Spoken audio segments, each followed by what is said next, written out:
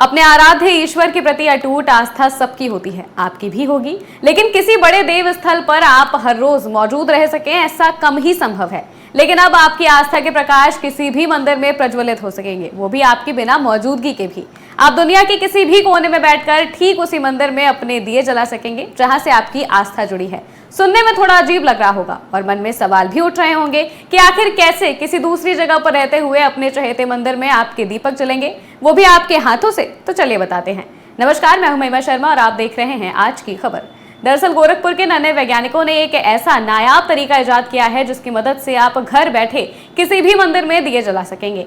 इस आधुनिक तकनीकी को तैयार किया है गोरखपुर के institute of technology and management GIDA के छात्रों ने, जिसकी मदद से आप एक जगह पर बैठे बैठे देश के किसी भी मंदिर में दीपक जला सकेंगे। क्या है ये तकनीकी और कैसे इसे संभव कर दिखाया है गीडा गोरखपुर के छात्रों ने, आइए इसे बनाने वाले छात्रों से ही समझते हैं। Yashika, I am the student of ITM GIDA. हमने महाशिवरात्रि को देखते हुए एक प्रोजेक्ट तैयार किया है जिसका नाम है शिव ज्योति।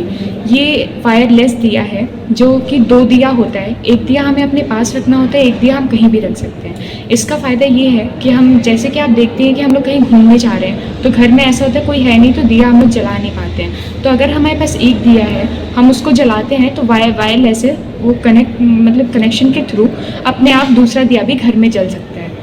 और इसको बनाने में 2 से 3 हफ्ते का टाइम लगा है और इसका टोटल कॉस्ट जो आया है वो 60,000 है।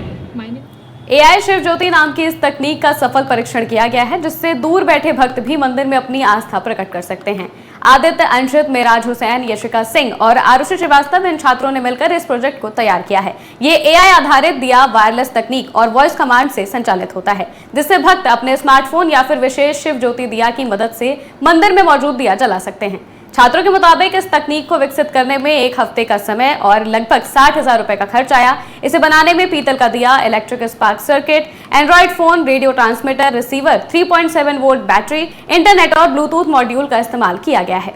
अगर आस्था की बात है तो जहाँ तक हम लोग जानते हैं, जो दिव्यांग लोग हैं, बुजुर्ग लोग हैं या जो लोग फिजिकली एबल नहीं है वहाँ जाने के, या अगर वो लोग हॉस्पिटल में है और उनका मन है कि वो पूजा करें या पानी चढ़ाएं, जल चढ़ाने जाकर के मंदिर में, और वो उस चीज को कर नहीं पा रहा है, तो हमारा प्रोजेक्ट एक तरीके से उनके लिए भी मददगार होगा कि वो लोग घर बैठे या जहाँ पे भी वो हैं, वो अपनी फेवरेट प्लेस जो आस्थिक जगह है उनकी, जहाँ वो जाना चाहते हैं, वहाँ पे अगर इस प्रोजेक्ट को यूज कर रहे हैं तो वहाँ दिया जला सकते हैं, वहाँ जल चढ़ा। संस्थान के निदेशक डॉक्टर NK सिंह ने इस उपलब्धि पर कहा, हमारे छात्रों ने आस्था और विज्ञान को जोड़ते हुए एक अभिनव समाधान तैयार किया है। इससे श्रद्धालुओं को आध्यात्मिक संतुष्टि मिलेगी और तकनीक का सकारात्मक उपयोग भी होगा। भविष्य में इस तकनीक को अन्य मंदिरों में भी लागू किया जा सकता है जिससे दुनिया भर में बसे श्रद्धालु अपनी भक्ति और आस्था को सहजता से प्रकट कर सकेंगे। सुनिए उन्होंने और क्या कुछ कहा।